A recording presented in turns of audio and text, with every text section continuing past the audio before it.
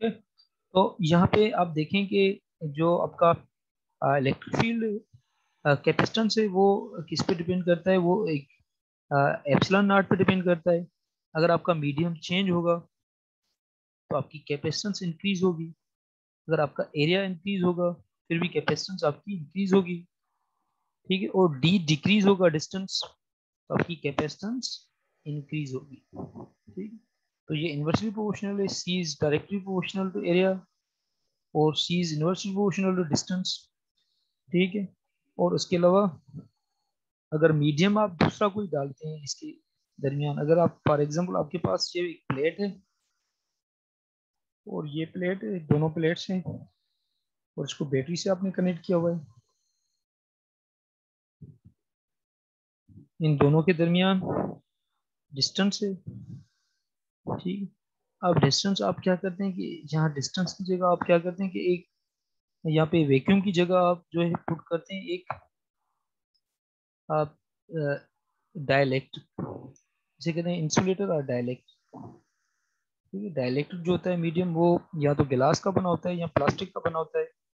ठीक है, अगर यहाँ आप डाइलेक्ट्रिक पुट करते हैं इन प्लेट्स के दरमियान, अगर इसके ऊपर इसके पॉजिटिव चार्ज है, इसके पॉजिटिव चार्ज है और इसकी नेगेटिव चार्ज है।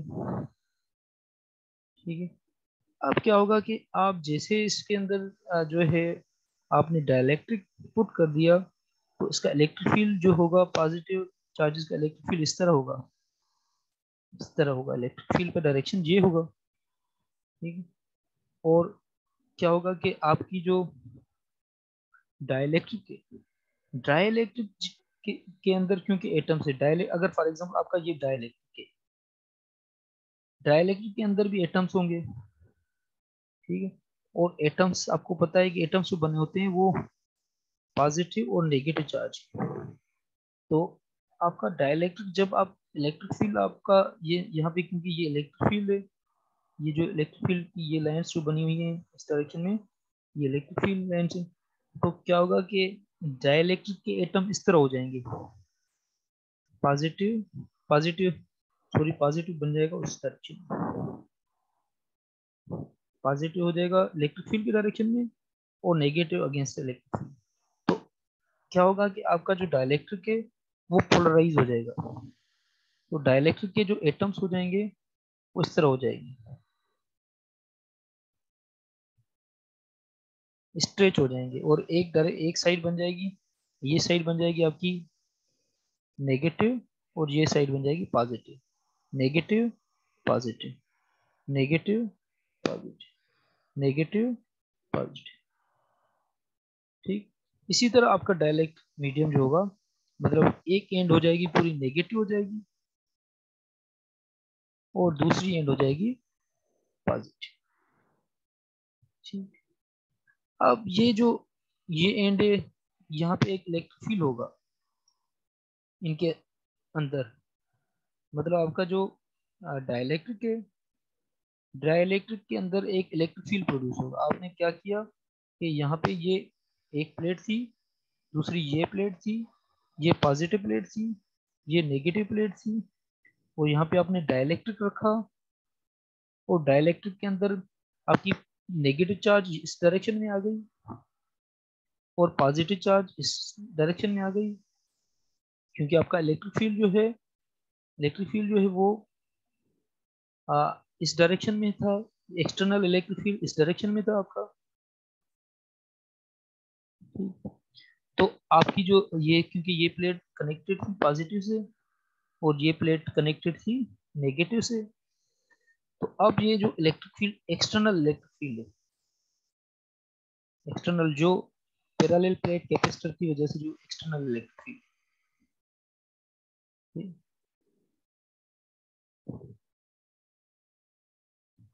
इसकी वजह से इसके अंदर जो था वो आपका इस डायरेक्शन में एक इलेक्ट्रिक फील्ड प्रोड्यूस हुआ, जो आपने इलेक्ट्रिक फील्ड की वजह से ये आप जो आपका इलेक्ट्रिक फील्ड प्रोड्यूस हुआ उस इलेक्ट्रिक फील्ड को हम इंड्यूस इलेक्ट्रिक फील्ड कहते हैं। ये फील्ड जो है ये इंड्यूस्ड है।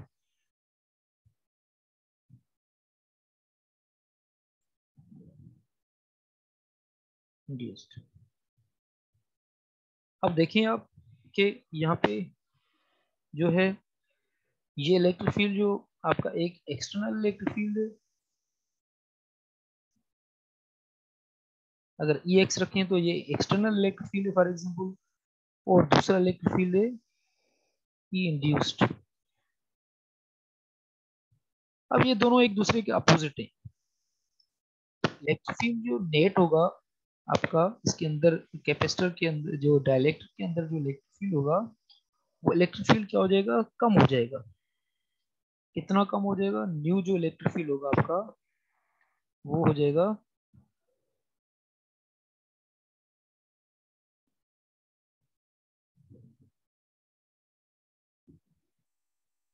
बाय के ई डाइलेक्ट्रिक। जो डाइलेक्ट्रिक आप पुट कर रहे हैं के ई कांस्टेंट है, जो किसी भी डाइलेक्ट्रिक कांस्टेंट है, इतना इलेक्ट्रिक फील्ड कम हो जाएगा।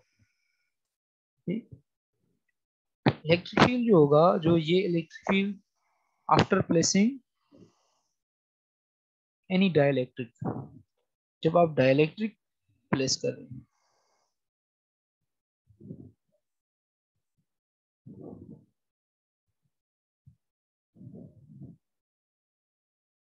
तो डाइलेक्ट्रिक का इफेक्ट क्या पड़ता है इसके कैपेसिटेंस के ऊपर। अब देखें यहाँ पे इलेक्ट्रिक फील्ड कम हो गया, इलेक्ट्रिक फील्ड की स्ट्रेंथ कम हो गई। अगर इलेक्ट्रिक फील्ड की स्ट्रेंथ कम हो गई तो पोटेंशियल भी डिक्रीज हो जाएगी। पोटेंशियल कितनी डिक्रीज हो जाएगी, आपको पता है कि पोटेंशियल जो है वो आपकी बराबर है v is equal to E dot d l. ये आपकी पोटेंशियल है।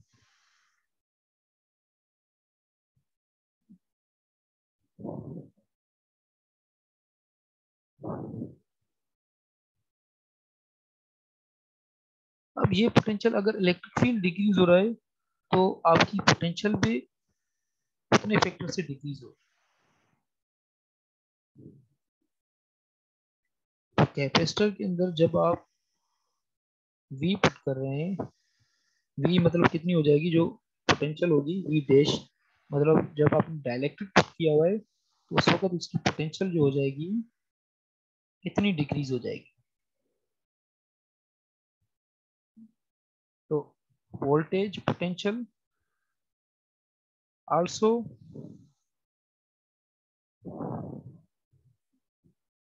decreases when dielectric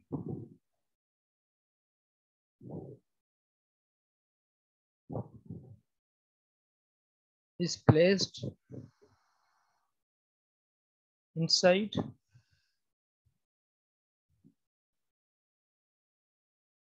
capacitor।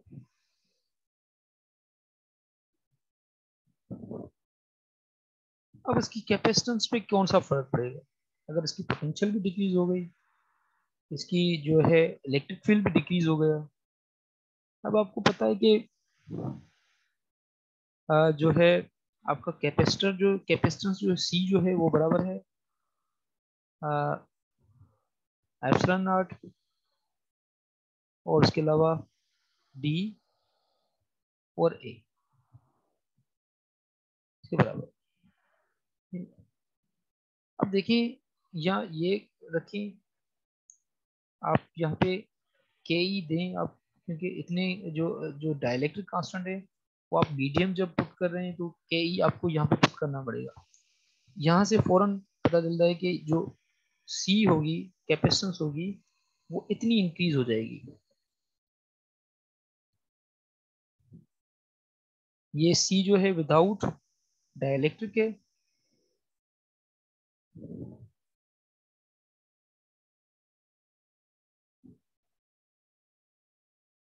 और ये सी जो है आपकी विथ डाइलेक्ट्रिक है।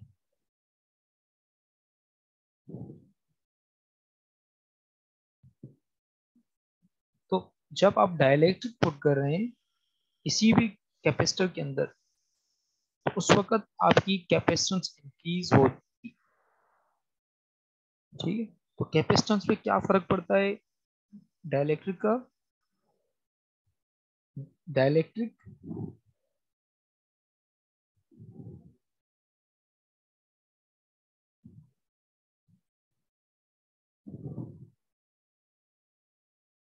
Dielectric increases capacitance of capacitor.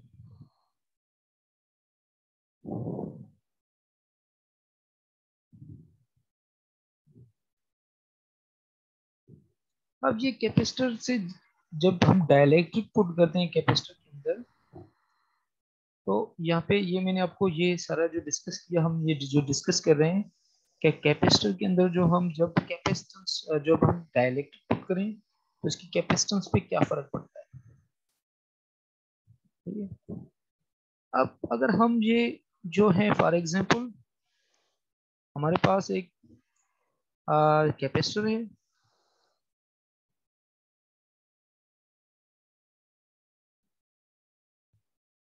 और इसको हम बैटरी से कनेक्ट किया हुआ है।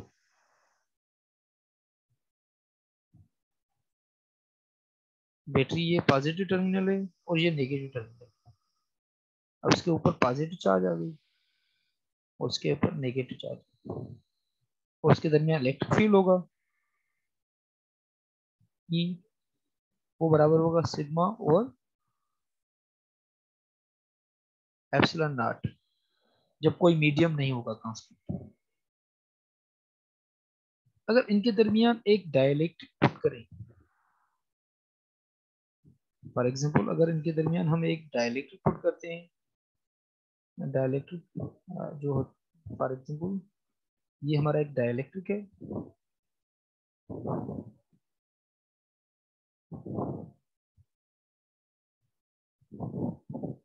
हमने इनके दरमियान एक डाइलेक्ट्रिक पुट कर लिया। अब इसकी जो है चार्ज पे क्या फर्क होगा,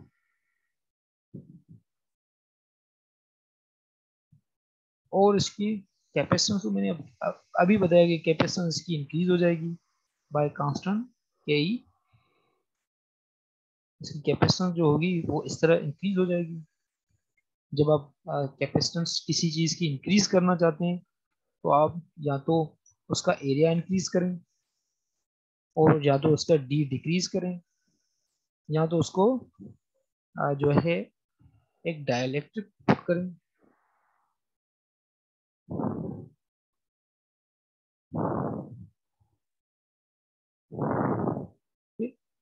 इन चीजों से उनकी कैपेसिटेंस इंक्रीज हो जाएगी, जो भी आप चीज जो भी कैपेसिटर हो, क्योंकि capacitance only depend on the geometry of the system, geometry पे डिपेंड करती है।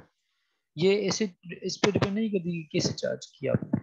अब इसकी चार्ज कैसे इंक्रीज होगी या नहीं होगी, अब की आपने बैटरी से कनेक्ट किया हुआ है, बैटरी यहाँ पे लगी हुई है इसकी, और आपने उसी दौरान आपने इसके अंदर जो होगा डाइलेक्ट्रिक पुट कर लिया। जैसे आप डाइलेक्ट्रिक पुट करते हैं तो यहाँ पे क्या होता है कि आपकी जो इलेक्ट्रिक फील्ड है, इलेक्ट्रिक फील्ड जो होगी वो हो जाएगी Q over epsilon not,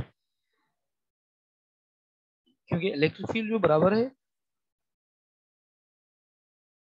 electric field जो बराबर है, आपकी इलेक्ट्रिक फील्ड का पहले फार्मूला आपको पता है कि इलेक्ट्रिक फील्ड जो बराबर है वो है E is equal to sigma over epsilon naught, या इसको आप ऐसा रखें कि Q ओवर, क्योंकि सिग्मा बराबर है सिग्मा बराबर है चार्ज डिवाइडेड बाय एरिया, तो इसका ये हो जाएगा एरिया एप्सिलॉन नॉट, ये इसके बराबर है। जब आपने इलेक्ट्रिक फील्ड, जब आप कोई मीडियम पुट नहीं करते तो इतना इलेक्ट्रिक फील्ड होता है कैपेसिटर की प्लेट्स की तरह। अगर आप ऐसा करें कि ये इलेक्ट्रिक फील्ड जब आप डाइलेक्ट्रिक पुट कर रहे हैं तो उस वक्त इसका इलेक्ट्रिक फील्ड जो चेंज होगा वो होगा इतना Q चार्ज, फॉर एग्जाम्पल उस वक्त उसकी चार्ज Q है और न्यू मीडियम आ जाएगा, क्योंकि न्यू मीडियम आपने पुट किया हुआ है, उसकी जो है डाइलेक्ट्रिक कांस्टेंट आप पुट करेंगे, उसका एरिया सेम रहेगा। तो अब इलेक्ट्रिक फील्ड इसका इतना हो जाएगा आफ्टर पुटिंग द डाइलेक्ट्रिक।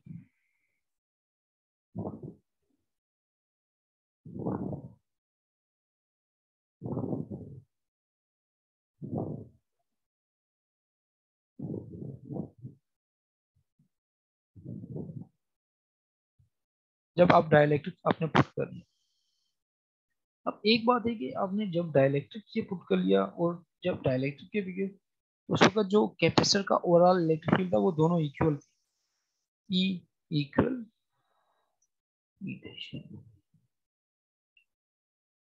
अब ये हम इस तरह रख सकते हैं कि Q divided by A epsilon naught is equal to Q dash over A के E means dielectric constant epsilon naught. अब यहाँ पे एप्सिलॉन एप्सिलॉन नॉट में कैंसिल हो जाएगी, एरिया एरिया में कैंसिल हो जाएगा, और जो चार्ज होगी Q डैश, जो Q बराबर होगी Q डैश ओवर के ई डाइलेक्ट्रिक कांस्टेंट। और इसको आप इस तरह लिख सकते हैं कि Q dash is equal to k E into Q। अब देखें, जब आप चार्ज कर रहे हैं एंड बैटरी इज कनेक्टेड,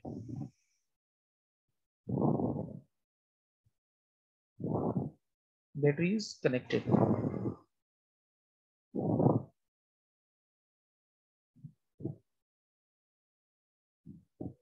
उस वक्त आपकी चार्ज जो होगी वो इंक्रीज होगी, और इलेक्ट्रिक फील्ड तो वैसे ही डिक्रीज होगी इलेक्ट्रिक फील्ड, और पोटेंशियल इलेक्ट्रिक फील्ड डिक्रीज होगा तो आपकी पोटेंशियल डिक्रीज होगी, तो इलेक्ट्रिक फील्ड भी डिक्रीज होगा और पोटेंशियल भी डिक्रीज जब चार्ज हो। अब अगर हम केस देखें जब इससे बैटरी कनेक्टेड नहीं है, हमने पहले ही चार्ज किया हुआ है कैपेसिटर, और हम इसको बैटरी से कनेक्ट नहीं करते, बैटरी से कनेक्ट नहीं करते, या ऐसा करते हैं कि यहाँ पे एक जो है स्विच लगाएं जो हो ओपन हो, ये भी आप कर सकते हैं, ये इस तरह कर सकते हैं। आप इसको एक स्विच लगाएं और यहाँ पे बैटरी लगाएं, ये पॉजिटिव, और ये स्विच ओपन हो, स्विच ओपन हो मतलब ये कनेक्टेड नहीं है सर्किट। अब यहाँ पे battery is not connected,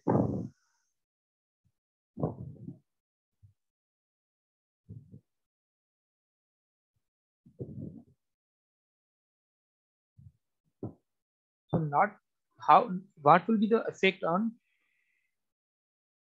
capacitance, potential, charge.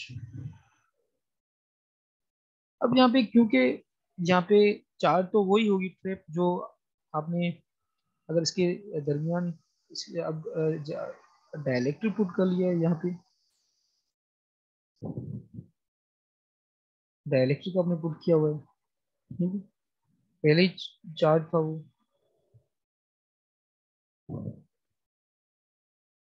तो अब जो है आपकी जो चार्ज होगी Q डैश, वो Q के बराबर ही होगी, it will not change, charge change नहीं होगी,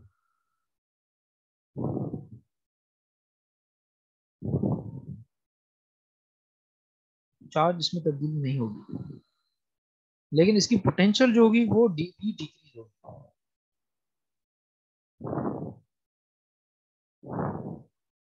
वी डिक्रीज क्यों होगी, क्योंकि ई डिक्रीज होगा। अगर ई डिक्रीज होगा और वी भी डिक्रीज होगी, क्योंकि ये दोनों ई और वी डायरेक्टली प्रोपोर्शनल एक दूसरे से, और हमें पता है कि सी कैपेसिटेंस जो बराबर है वो क्यू ओवर वी के बराबर है, और चार्ज यहाँ पे सेम है, और पोटेंशियल कितनी डिक्रीज हो रही है, पोटेंशियल डिक्रीज होगी जो वो होगी V ओवर के ई, इतनी डिक्रीज होगी। अगर इतनी डिक्रीज हो रही है पोटेंशियल, तो यहाँ पे जो इसकी कैपेसिटेंस होगी वो कैपेसिटेंस बराबर हो जाएगी Q V ओवर के ई। तो आप इस तरह लिख सकते हैं के ई डिवाइडेड बाय वी। तो देखें ये फैक्टर से, इस फैक्टर से जो आपकी कैपेसिटेंस है वो इंक्रीज हो गई। तो कैपेसिटेंस कितनी इंक्रीज हो रही है, के बाय। तो कैपेसिटेंस इतनी आपकी जो है, तो Faraday's law of electromagnetic induction, electromagnetic induction का मतलब होता है कि आपकी जो इंड्यूस ईएमएफ हो रही है किसी सर्किट। अब ईएमएफ हम पढ़ते हैं कि ईएमएफ जो सोर्स होता है वो ईएमएफ, जिस भी सर्किट में आप ईएमएफ प्रोड्यूस करेंगे तो वो ईएमएफ जो एक्सटर्नल सर्किट में करंट प्रोवाइड कर सकती है। जैसे आपका जनरेटर है, बैटरी है, ये ईएमएफ के सोर्स होते हैं। ठीक है। तो इंडक्शन का मतलब होता है, ईएमएफ इंडक्शन का मतलब टू इंड्यूस और produce, to induce EMF in the circuit.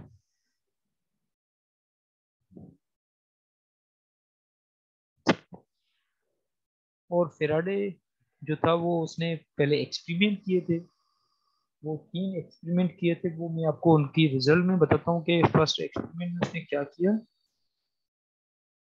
First experiment में उसने एक मैग्नेटिक फील्ड जो है वहां पे एक मैग्नेटिक फील्ड इंड्यूस किया। मैग्नेटिक फील्ड था उसके पास। ये जो क्रास की साइन से, क्रास साइन की मतलब है कि मैग्नेटिक फील्ड जा रहा है इनसाइड द स्क्रीन, स्क्रीन के अंदर है इलेक्ट्रिक फील्ड। ठीक है। तो इलेक्ट्रिक जो मैग्नेटिक फील्ड है वो स्क्रीन के अंदर है। तो वो हम ऐसे तो एरो नहीं बना सकते, लेकिन यहाँ पे मैंने जो बनाया हुआ है वो उसकी जो है क्रॉस की सिंबल दी है। इसका मतलब है इलेक्ट्रिक फील्ड अंदर जा रहा है, इलेक्ट्रिक फील्ड इस स्क्रीन में अंदर जा रहा है। और उसने क्या किया कि ये जो मैग्नेटिक फील्ड था, ठीक है, इसको बी कहते हैं, मैग्नेटिक फील्ड को बी से रिप्रेजेंट करते हैं। ठीक है, ये मैग्नेटिक फील्ड है।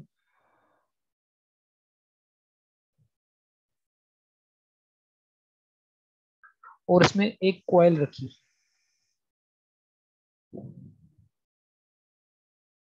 कॉइल रखी, ये वायर है एक, इसकी रेजिस्टेंस ये आर है, रेजिस्टेंस। इसको अंदर रखा और इसको वेलोसिटी से इस डायरेक्शन में मूव करवाया।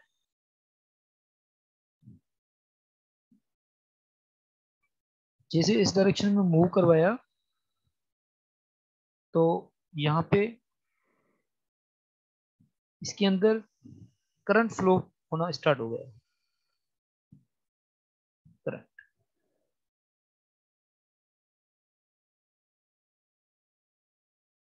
इस तरह करंट फ्लो स्टार्ट हो गया इस डायरेक्शन।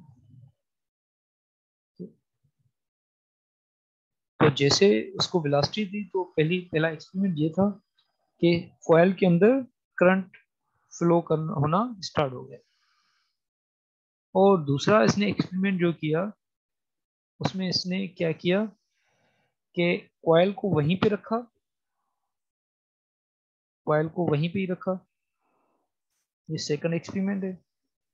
ये फर्स्ट एक्सपेरिमेंट उसने परफॉर्म किया और सेकंड एक्सपेरिमेंट उसने कॉइल को वहीं पे रखा। ये उसकी रेजिस्टेंस है आर। और उसने मैग्नेटिक फील्ड जो था,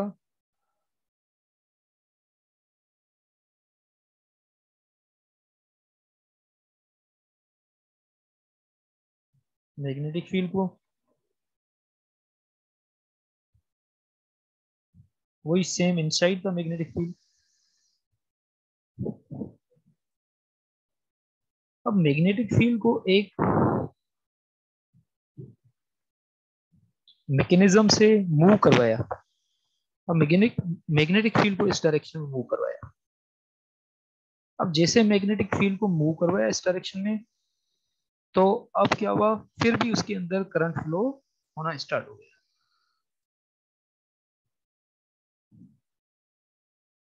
करंट स्टार्ट, इस केस में भी आपका करंट फ्लो होना स्टार्ट हो गया और इस केस में भी करंट स्टार्ट होना, फ्लो होना गया।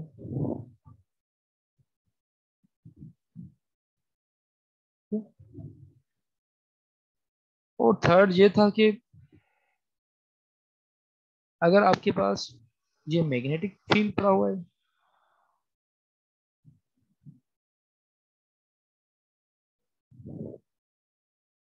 और आप यहाँ पे कॉइल रखते हैं, उसकी रेजिस्टेंस आर है,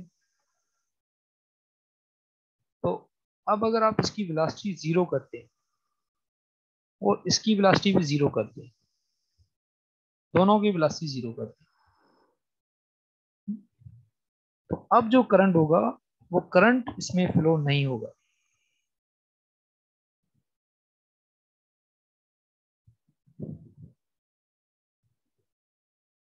तो इसने जो हो, मतलब एक ला दिया कि इन तीनों रिजल्ट्स में से इसने कहा कि जब हम मूव करवा रहे हैं कॉइल को, जब भी मोशन दे रहे हैं या मैग्नेट को मोशन दे रहे हैं,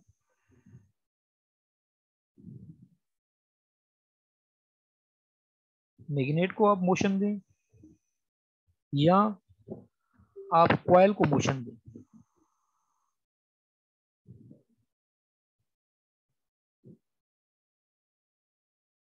दोनों को एक रिलेटिव मोशन दें, जब भी आप ये दोनों प्रोसेस करेंगे,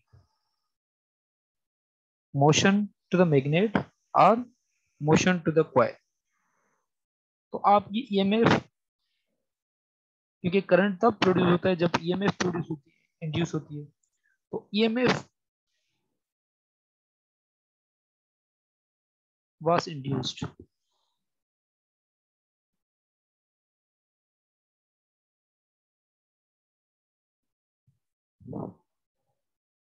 ठीक है, अगर आप नो मोशन, उसका मतलब है नो ईएमएफ,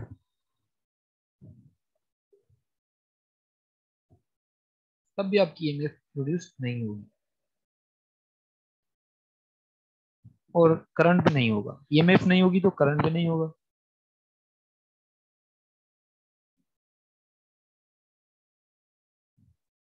तो हमेशा जो रिलेटिव मोशन होगी between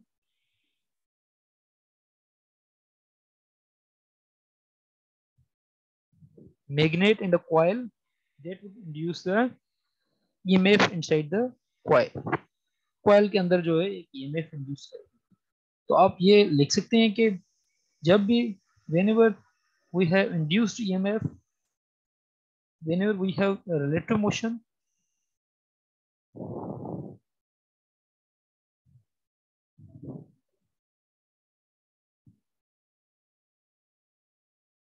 relative motion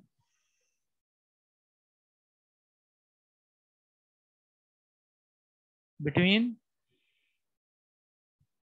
coil and a magnet,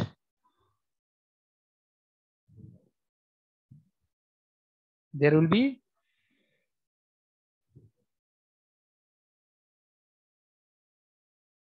EMF or current, and that current or EMF was known as induced EMF or induced current। तो जो करंट इस चेंजिंग मैग्नेटिक फील्ड की वजह से जो प्रोड्यूस होते हैं उसको हम इंड्यूस्ड ईएमएफ कहते हैं या इंड्यूस्ड करंट कहते हैं। इंड्यूस्ड ईएमएफ और इंड्यूस्ड करंट्स।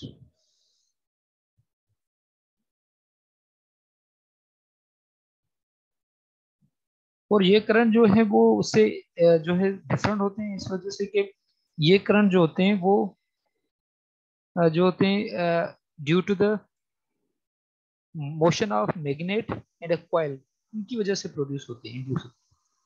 लेकिन जो बैटरी का जो करंट होता है वो एक ही डायरेक्शन में होता है, और ये करंट जो होता है वो चेंजिंग करंट होता है। तो दोनों में ये फर्क है, बैटरी के करंट में और इसके करंट में।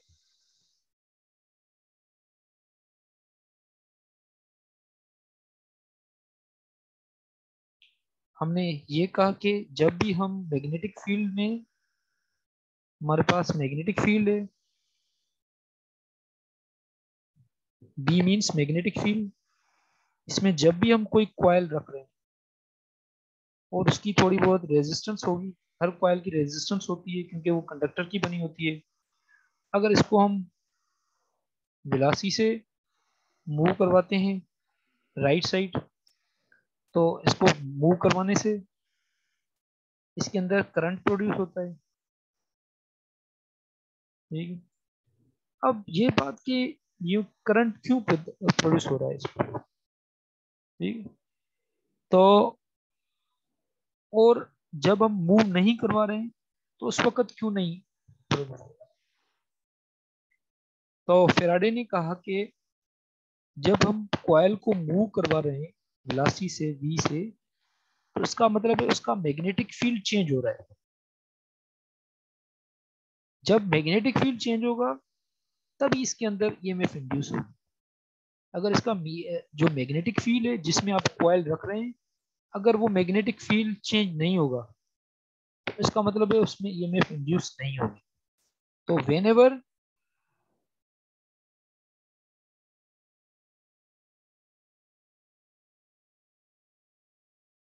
Magnetic field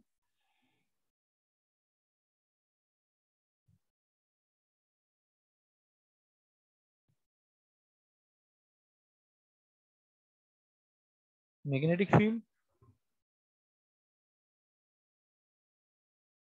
changes across the coil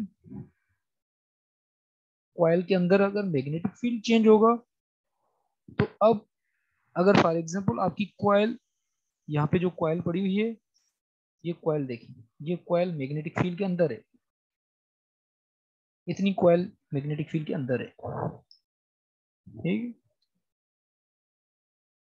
और ये आपका मैग्नेटिक फील्ड है, ये पूरा मैग्नेटिक फील्ड है।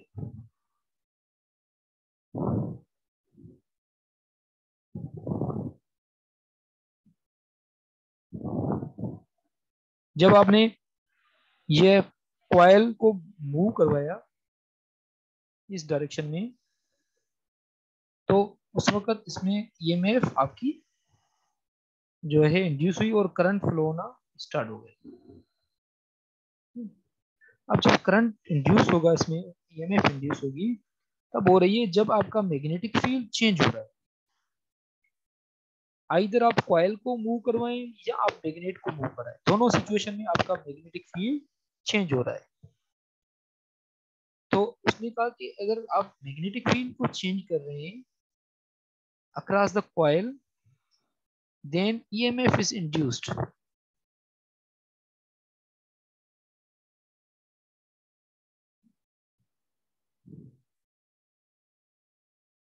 ईएमएफ उसमें इंड्यूस होगी। अब ये जो ईएमएफ इंड्यूस होगी, ये अब किस पे डिपेंड करती है, तो उसने कहा कि ओनली डिपेंड्स ऑन द, अब हम ये पढ़ के आए हैं कि इलेक्ट्रिक फ्लक्स पढ़ के आए हैं, वो बराबर होती है ई डॉट डी ए, ये हम करके आए पहले। लेकिन यहाँ पे देखें कि यहाँ पे ये इसका एरिया है कॉइल का, फॉर एग्जांपल ये एरिया जो है मैग्नेटिक फील्ड के अंदर है, ये एरिया है, और इसमें दूसरा मैग्नेटिक फील्ड भी चेंज हो रहा है बी, ये मैग्नेटिक फील्ड है। अब अगर दोनों चेंज हो तो इसका मतलब है इसकी मैग्नेटिक फ्लक्स चेंज हो रही है। अगर मैग्नेटिक फ्लक्स चेंज हो रही है तो हम यहाँ पे दूसरा टर्म यहाँ पे मैग्नेटिक फ्लक्स के लिए फाई बी लिखते हैं। इसका मतलब है मैग्नेटिक फ्लक्स वो बराबर होती है बी डॉट डी। ओनली यहाँ पे ई की जगह बी रखते हैं। तो ये मैग्नेटिक फ्लक्स का एक फार्मूला है। तो एक्चुअली इसके अंदर मैग्नेटिक फील्ड तो चेंज हो रहा है, लेकिन इस कॉइल के अंदर जो हम देखें टोटल, तो उसके अंदर मैग्नेटिक फ्लक्स चेंज हो रही है।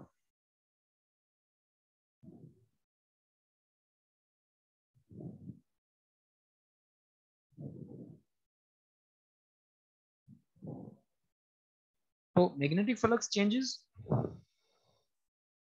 इस वजह से इसमें ईएमएफ प्रोड्यूस हो रही है। तो ईएमएफ क्यों प्रोड्यूस हो रही है? Because of change in magnetic flux.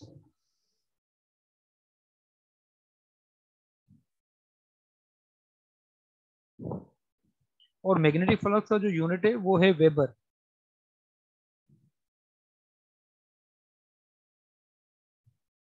ठीक है? तो आपके पास जब कॉइल है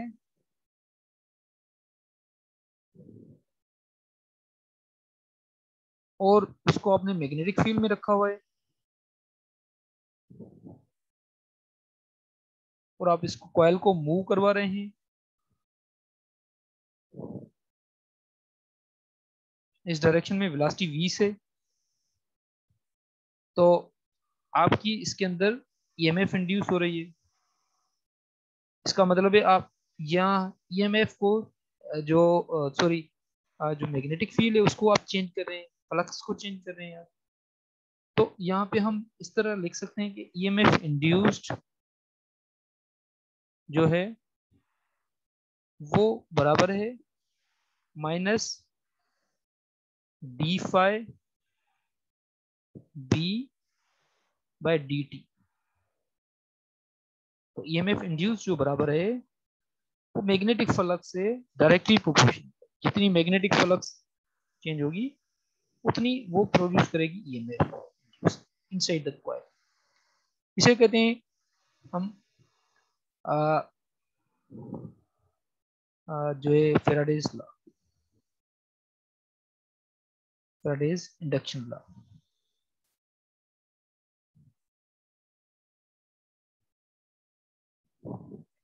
तो फेराडेज लॉ यहाँ पे हम यहाँ अगर सिंगल टर्न है तो हम यहाँ पे ए नहीं देते। अगर आपका बहुत सारे टर्न्स हैं तो हम ई इंड्यूस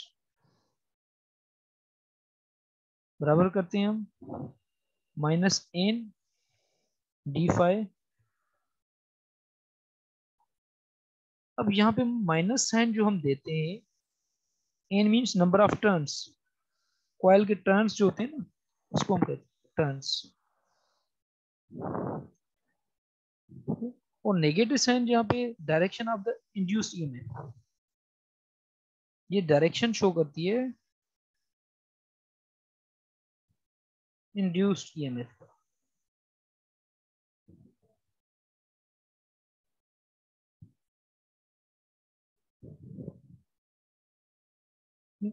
और it is defined by the Lenz's law.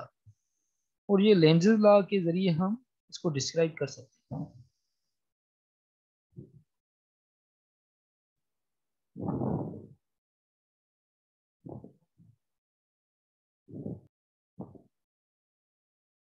Okay, so reason of EMF induced, we discussed that EMF induced is minus d phi by dt।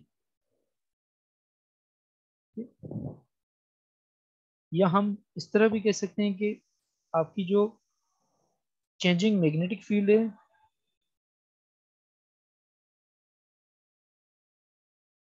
Magnetic field जो मैग्नेटिक फील्ड जो चेंज हो रही है, इसकी वजह से कॉइल के अंदर एक इलेक्ट्रिक फील्ड है जो चेंज हो रहा है। Electric field, changing electric field produce हो रहा है।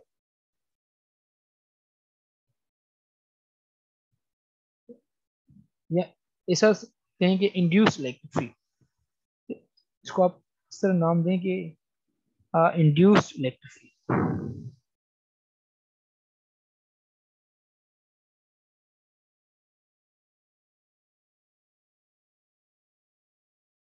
वो इंड्यूस्ड इलेक्ट्रिक फील्ड जो है, अब हम पहले पढ़ के आए हैं कि इलेक्ट्रिक फील्ड जो होता है वो कंजर्वेटिव फील्ड है।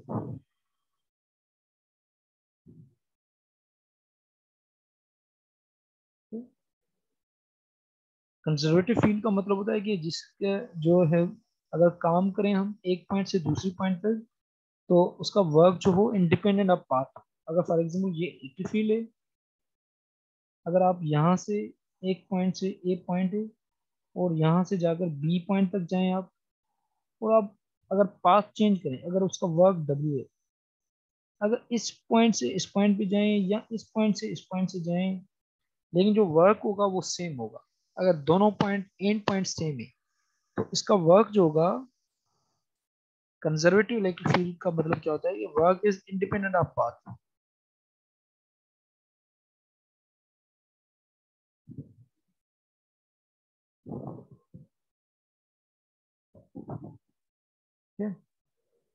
लेकिन ये जो electric field changing magnetic field की वजह से प्रोड्यूस हो रहा है कंडक्टर के अंदर, जो कॉइल के अंदर, जब कॉइल आप मूव करवा रहे हैं मैग्नेटिक फील्ड के अंदर, तो उसके अंदर जो चार्जेस मूव हो रही है, क्योंकि मैग्नेटिक फील्ड प्रोड्यूस इंड्यूस कर रहा है एक इंड्यूस्ड इलेक्ट्रिक फील्ड, वो ये इलेक्ट्रिक फील्ड को इंड्यूस कर रहा है। वो इंड्यूस्ड इलेक्ट्रिक फील्ड जो है वो नॉन कंजर्वेटिव है, वो नॉन कंजर्वेटिव है।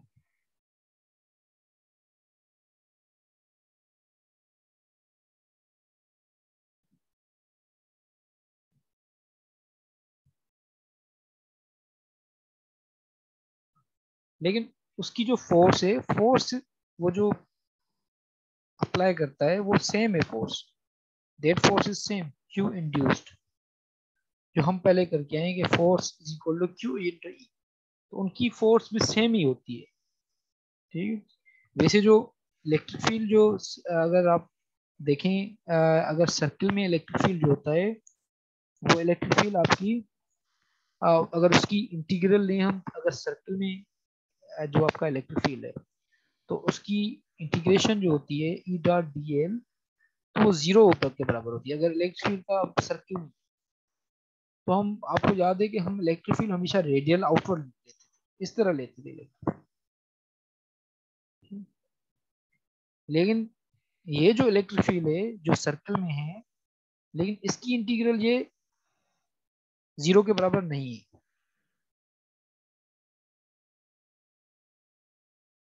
अगर किसी पाथ के सराउंडिंग में हम इसकी इंटीग्रल लें, तो वो जीरो के बराबर नहीं है यहाँ पे, इसलिए इसको हम कहते हैं नॉन कंजर्वेटिव इलेक्ट्रिक फील्ड।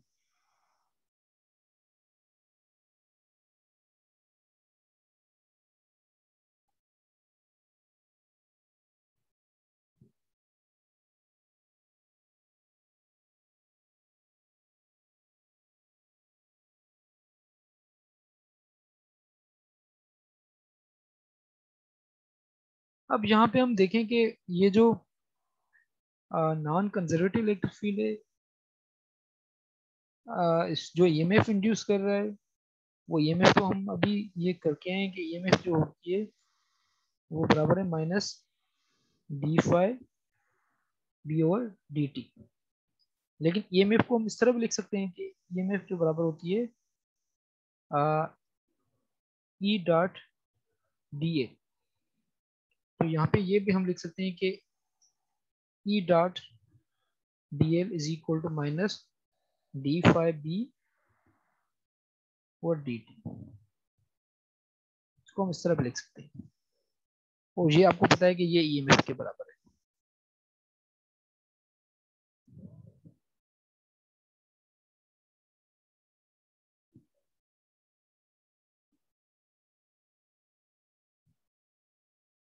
और यहाँ पे एक बात देखें कि अगर फॉर एग्जांपल आपकी इंड्यूस्ड ईएमएफ जो है वो बराबर है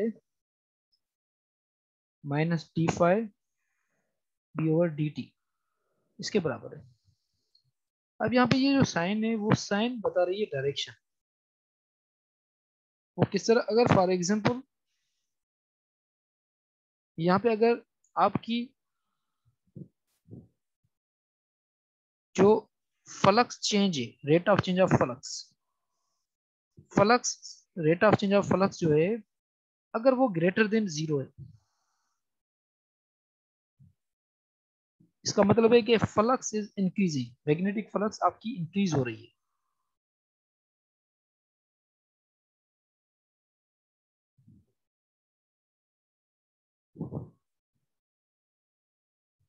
जब इसका स्लोप पॉजिटिव होगा इसका मतलब है ये इंक्रीज हो रही है। तो जब ये इंक्रीज होगी ये क्वांटिटी,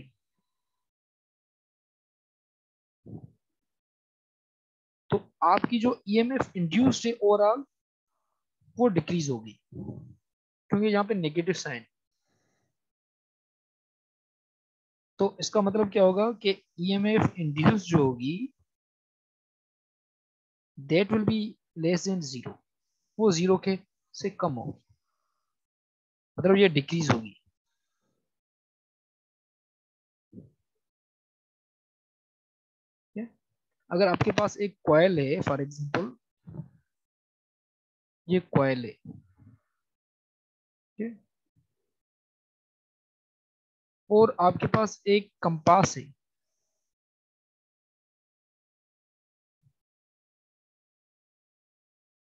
इसका नॉर्थ पोल है और ये साउथ पोल है, इसमें से फील्ड लाइंस निकल रही, मैग्नेटिक फील्ड लाइंस।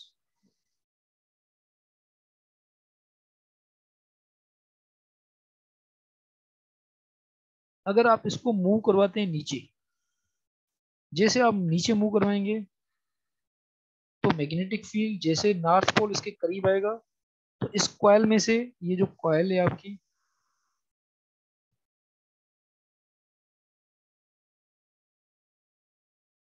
इस कॉइल में से आपकी ज्यादा से ज्यादा लाइंस क्रॉस हो जैसे इसके करीब आएगा, और फिर इसमें से करंट जो होगा वो ऐसे डायरेक्शन में फ्लो करेगा कि जो बाहर से जो लाइंस आ रही हैं वो अपना ऐसा मैग्नेटिक फील्ड अपना प्रोड्यूस करे जो इसको अपोज करेगा। जो बाहर से इलेक्ट्रिक फील्ड मैग्नेटिक फील्ड आ रहा है, बाहर का मैग्नेटिक फील्ड फॉर एग्जांपल ये बी, इसको हम एक्सटर्नल कहते हैं, और इस कॉइल का मैग्नेटिक फील्ड फॉर एग्जांपल ये बी कॉइल कहते हैं।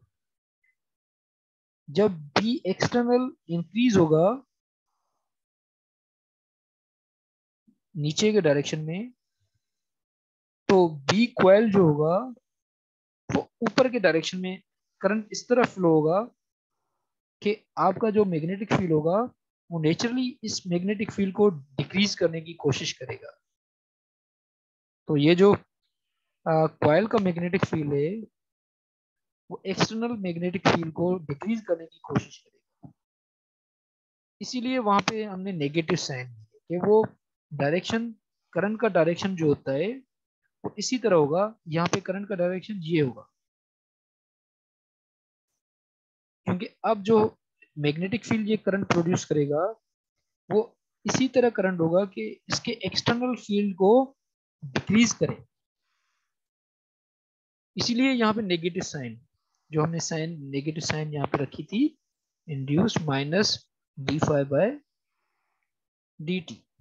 नेगेटिव साइन क्या बता रही है कि अगर फ्लक्स इंक्रीज हो रही है तो इंड्यूस्ड ईएमएफ जो होगी वो डिक्रीज होगी, क्योंकि फ्लक्स जितनी इंक्रीज होगी तो ये जिस कॉइल में से फ्लक्स इंक्रीज हो रही है वो कॉइल खुद में एक ईएमएफ प्रोड्यूस करेगी जो इस बाहर की जो आपके पास फ्लक्स है उसको डिक्रीज करने की कोशिश करेगी। तो इसीलिए हम कहते हैं इस ईएमएफ को हम बैक ईएमएफ भी कहते हैं, क्योंकि ये ईएमएफ जो है आपकी इसको डिक्रीज करने की कोशिश कर रही है।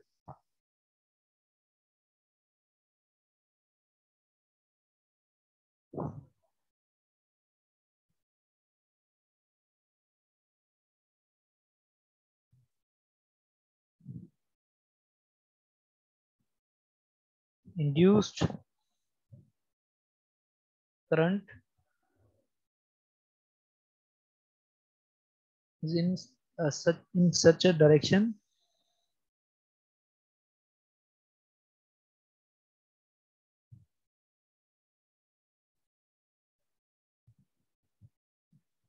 that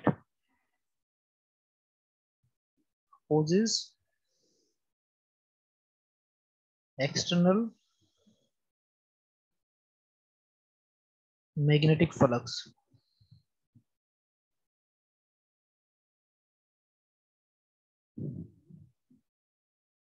तो इंड्यूस्ड करंट ऐसे डायरेक्शन में प्रोड्यूस होता है ताकि वो एक्सटर्नल जो ईएमएफ इंक्रीज, अगर फ्लक्स बाहर की फ्लक्स जो एक्सटर्नल फ्लक्स है वो इंक्रीज हो रही है तो उसको अपोज करेगा, उसको कम करने की कोशिश करेगा। अगर वो डिक्रीज हो रही है फ्लक्स, फॉर एग्जांपल अगर इसकी जो फ्लक्स है, आपने ये किया कि आपका जो यहाँ पे आपने इसके बिल्कुल करीब लेके आए,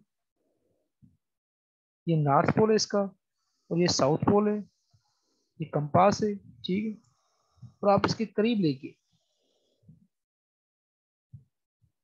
अब आप क्या करें कि इसको, उसके बाद आप इसको जो है ऊपर मूव करवाते हैं।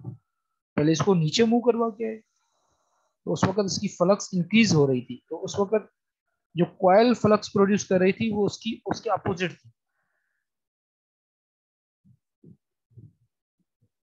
कॉइल की फ्लक्स जो थी वो अपोजिट थी।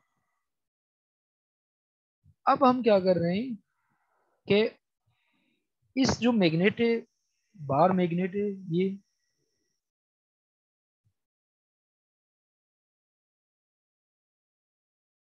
इसको हम ऊपर मूव करवाते हैं।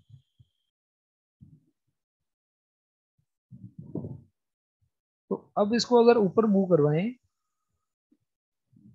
मोशन ऊपर करवाएं, इसका मतलब है इसका मैग्नेटिक फील्ड जैसे दूर ज्यादा जाएगा तो इसका जो मैग्नेटिक फील्ड कॉइल में जितना मैग्नेटिक फील्ड पहले क्रॉस कर रहा था उससे कम क्रॉस करेगा। तो अब क्या होगा कि कॉइल जो होगी वो मैग्नेटिक फील्ड ऐसे डायरेक्शन में मूव करवाएगी जिस डायरेक्शन में इसका मैग्नेटिक फील्ड है। तो इसका मतलब है कॉइल का मैग्नेटिक फील्ड भी उसी सेम डायरेक्शन में होगा। मतलब आपकी जो ईएमएफ है वो इसको सपोर्ट करने की कोशिश करेगी, तो मैग्नेटिक फील्ड को इंक्रीज करने की कोशिश करेगी। तो आपकी इसी वजह से यहाँ पे ये जो नेगेटिव साइन है, नेगेटिव साइन इसी को शो करवा रही है कि अगर इसका रेट डिक्रीज हो रहा है तो इसका मतलब है ईएमएफ, इंड्यूस ईएमएफ जो होगी वो ऐसे डायरेक्शन में होगी कि इसके रेट को इंक्रीज करे। ठीक,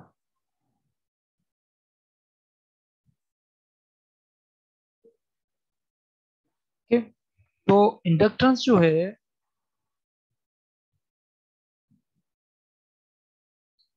ये सर्किट की एबिलिटी है। इट इज जस्ट लाइक आपके जो आप पढ़ के आए हैं capacitance, it is just like ability of a circuit. तो इसको मैं ये दोबारा लिखता हूँ यहाँ पे, ability of a circuit to fight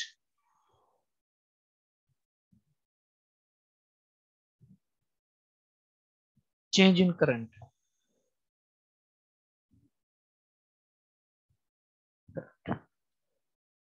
current की तब्दीली में जो उसको फाइट करे उस एबिलिटी को हम इंडक्टेंस कहते हैं। इंडक्टेंस एक सर्किट की एबिलिटी होती है to fight the change. Inductance को हम एल से रिप्रेजेंट करते हैं। ये हर सर्किट में थोड़ी बहुत होती है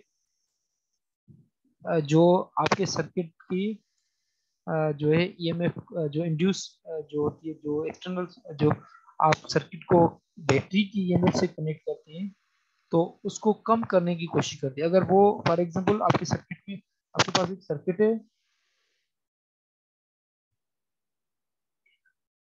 यहाँ पे, और इंडक्टेंस जो प्रोवाइड होती है वो इंडक्टर के जरिए होती है। ये याद रखें कि इंडक्टेंस जो प्रोवाइड होती है, जिसे वहां पे कैपेसिटेंस जो होती है वो कैपेसिटर की होती है। इंडक्टेंस जो प्रोवाइड होती है that is by inductor. Inductor is also just like a component. ये भी एक कंपोनेंट होता है, इलेक्ट्रॉनिक कंपोनेंट, और ये बना होता है आपकी जो कॉइल्स होती है। जैसे मैंने बताया कि हर सर्किट में आप देखते हैं कि उसमें कोई कॉइल लगी होती है, इस तरह कॉइल्स, कॉइल होती है, ठीक है, टर्न्स होते हैं उसमें, या उसकी हम सर्किट में जो सिंबल होती है उसको हम इस तरह बनाते हैं सर्किट। ये इंडक्टर है।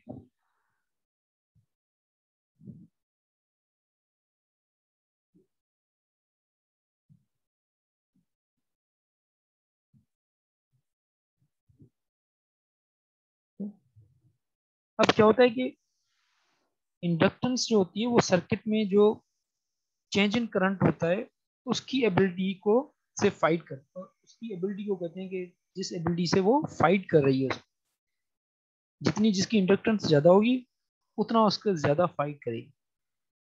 अब क्या होता है कि अगर फॉर एग्जांपल आपके पास एक रेजिस्टर है, फॉर एग्जांपल ये रेजिस्टर है आर, इसको आपने कनेक्ट किया हुआ है बैटरी से फॉर एग्जांपल, और इसको स्विच लगाते हैं हम, फॉर एग्जांपल एक स्विच है,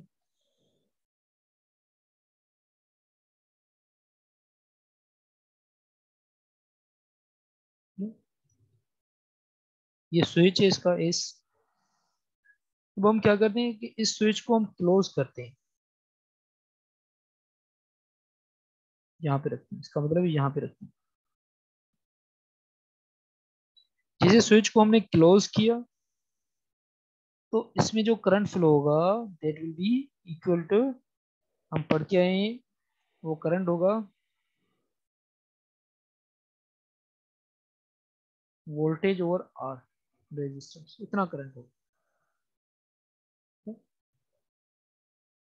लेकिन अगर हम इसको इसके साथ एक इंडक्टेंस लगाएं, इंडक्टर लगाएं, फिर करंट पे कौन सा फर्क पड़ेगा? तो अगर फॉर एग्जांपल यहाँ पे एक इंडक्टर है और ये रेजिस्टर है,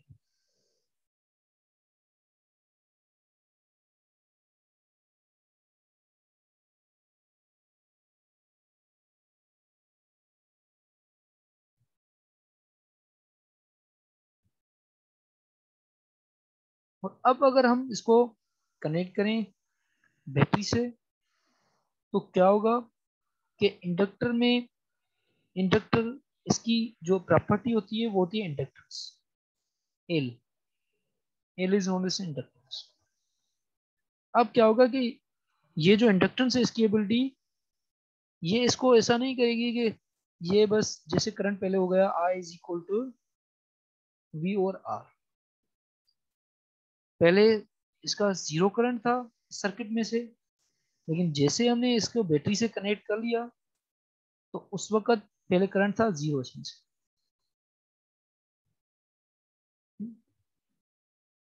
लेकिन जैसे हमने इसके साथ जो है जो कनेक्ट कर लिया बैटरी, तो अब क्या होगा कि करंट चेंज होगा।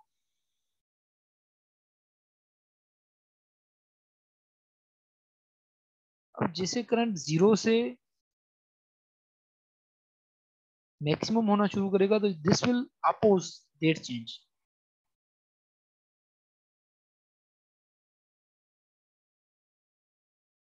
वो इस चेंज को अपोज करेगा, क्योंकि पहले जीरो था और जीरो से कुछ मैग्नीट्यूड से वो, मतलब वो चेंज हो रहा था करंट, तो पहले ये क्या करेगा, ये इसको कम करने की कोशिश करेगा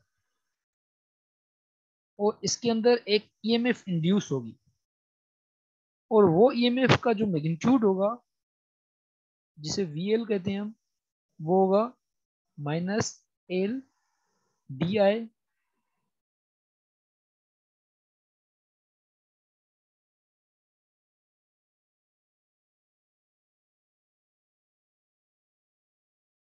बाय डी टी। इतनी ईएमएफ इसमें इंड्यूस होगी इस इंडक्टर के अंदर। और वो ईएमएफ क्या होगी, उसका डायरेक्शन जो होगा वो बैटरी के ईएमएफ के डायरेक्शन के अपोजिट होगा। अब बैटरी की ईएमएफ जो है, फॉर एग्जांपल ये मैं इसको दोबारा बनाता हूँ। अगर फॉर एग्जांपल ये बैटरी है और ये इंडक्टर है और ये रेजिस्टर है,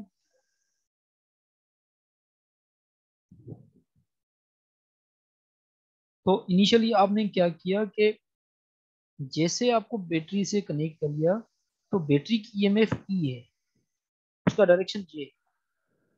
लेकिन इसकी ईएमएफ जो वी एल है वो इसके अपोजिट डायरेक्शन में होगी। तो जैसे आपने सर्किट बन जो है क्लोज किया सर्किट को, करंट इसमें से फ्लो होना स्टार्ट हुआ, तो इसको बहुत ह्यूज अपोजिशन प्रोवाइड की किसने, इंडक्टर ने। तो इसने अपोजिशन जो है प्रोवाइड की इसको। तो इनिशियली सर्किट में से जो करंट होगा, इनिशियली अगर टाइम जीरो है फॉर एग्जाम्पल, तो उस वक्त सर्किट में से जो करंट जो होगा वो जीरो के बराबर होगा, क्योंकि वहां पे वीएल जो है, जो इंड्यूस्ड ईएमएफ है इनसाइड द इंडक्टर, वो इसको अपोज कर रही है। लेकिन अगर आप टाइम इंफिनिटी कर लें तो फिर क्या होगा, क्योंकि करंट कांस्टेंट हो जाएगा। फिर अगर करंट कांस्टेंट हो जाएगा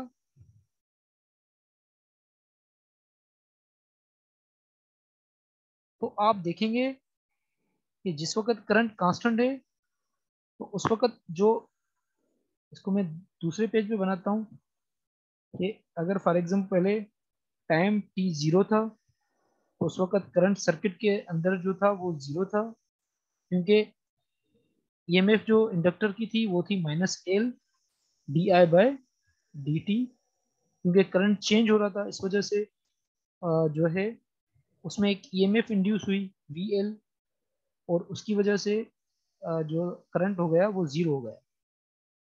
लेकिन अगर टाइम बहुत ज्यादा लें, मतलब कुछ टाइम के बाद करंट कांस्टेंट हो जाएगा, करंट का वैल्यू जो हो जाएगा वी और आर हो जाएगा। तो उस कंडीशन में करंट चेंज नहीं होगा D I over d t, क्योंकि इसमें D I over d T है। अगर करंट चेंज नहीं हो रहा तो इसमें अपोजिशन नहीं होगी, तो वी एल किसके बराबर हो जाएगी, जीरो के बराबर हो जाएगी, और सर्किट में से करंट फ्लो होना स्टार्ट हो जाएगा।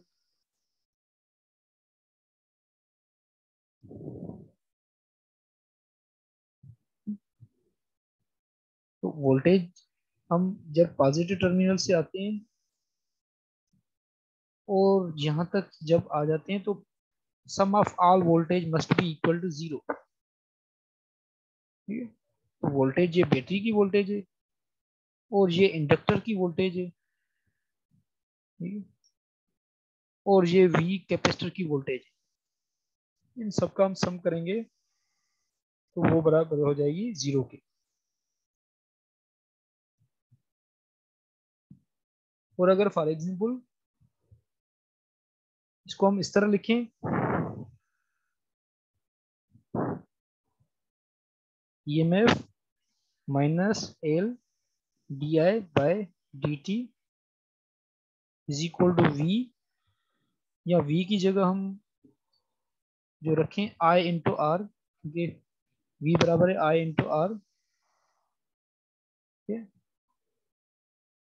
और हम आर को डिवाइड करें बोथ साइड्स। तो आर को इस साइड में डिवाइड करें, इस साइड में डिवाइड करें और इस साइड में डिवाइड करें, और ये हो जाएगा आपका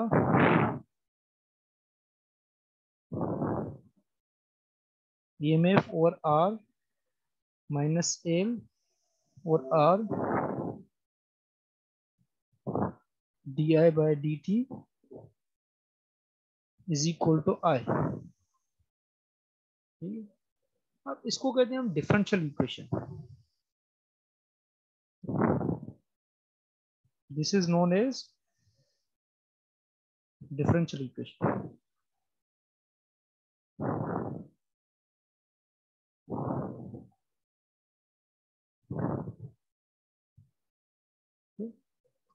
अब इस डिफरेंशियल इक्वेशन का सोल्यूशन जो होता है वो हम ओनली सोल्यूशन निकालेंगे। ठीक, इसको ज्यादा मैथमेटिक्स हम यूज नहीं करेंगे। हम we will use only solution. अगर इसको सॉल्व करें तो उसका सोल्यूशन जो निकलता है वो होगा, यहाँ पे करंट वेरिएबल है तो करंट का जो सोल्यूशन होगा that will be EMF over R और plus k is a constant and e power minus L over R into t. This is a solution of this equation. जिस तरह quadratic equation का solution होता है इसी तरह differential equation का भी एक सॉल्यूशन होता है। और k का वैल्यू हम निकाल सकते हैं। इस k का वैल्यू हम इस तरह निकाल सकते हैं फ्रॉम द इनिशियल कंडीशंस। अगर हम सपोज करें, अज्यूम करें कि I एट जीरो टाइम इस जीरो अक्रॉस द सर्किट।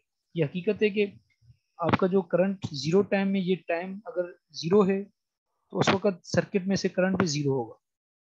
तो उस वक्त अगर आप यहाँ पे जीरो पुट कर लें इस इक्वेशन में, आई की जगह यहाँ पे हो जाएगा ईएमएफ ओवर आर प्लस के, और यहाँ पे हो जाएगा ई पावर जीरो। और ई पावर जीरो आपको पता है कि किसके बराबर होता है, e power zero means one. तो यहाँ पे जो होगा minus EMF over R is equal to k. तो के का वैल्यू ये आ जाएगा और फिर ये के का वैल्यू आप पुट कर लें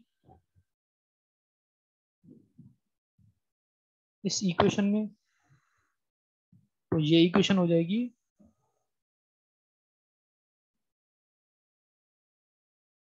EMF over R minus EMF over R e power minus L over R into t. या इसमें से आप ईएमएफ को आर को निकालें कॉमन तो ये हो जाएगा E power minus L over R into T. तो सर्किट में करंट इस तरह फ्लो होगा। ये फार्मूला है for the current to flow across the circuit when you have connected a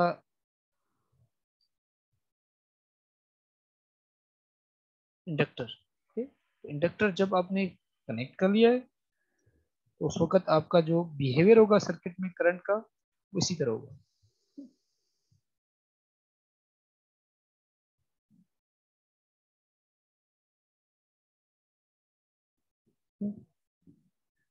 इसको कहते हैं टा से रिप्रेजेंट करते हैं एल ओवर आर।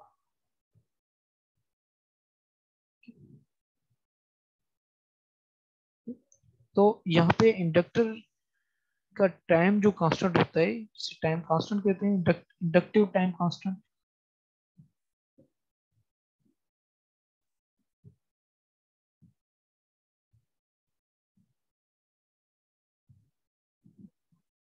अब इंडक्टिव टाइम कांस्टेंट जो होता है इसमें ये है कि आपका जो करंट है, करंट मतलब इंडक्टर में इस तरह नहीं होता कि आपका करंट जो हो आपका, जैसे फॉर एग्जांपल ये है करंट आई है और ये फॉर एग्जांपल टाइम है।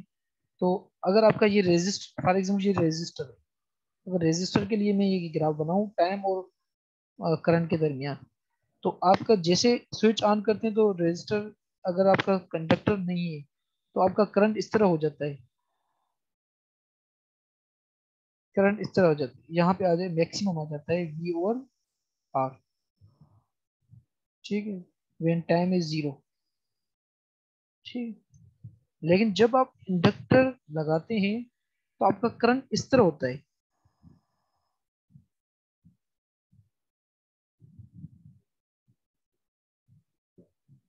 करंट स्लोली पहुंचता है मैक्सिमम वैल्यू पे। तो मैक्सिमम वैल्यू फॉर एग्जांपल ये है आपका, तो मैक्सिमम वैल्यू पे अचानक, जैसे पहले आपके पास रेजिस्टर लगा होता और बैटरी, उस वक्त आपका करंट मतलब जीरो टाइम में आपका पहुंच रहा था मैक्सिमम वैल्यू पे। लेकिन जब आपने इंडक्टर को लगाया तो उस वक्त आपका जो करंट है वो स्लोली स्लोली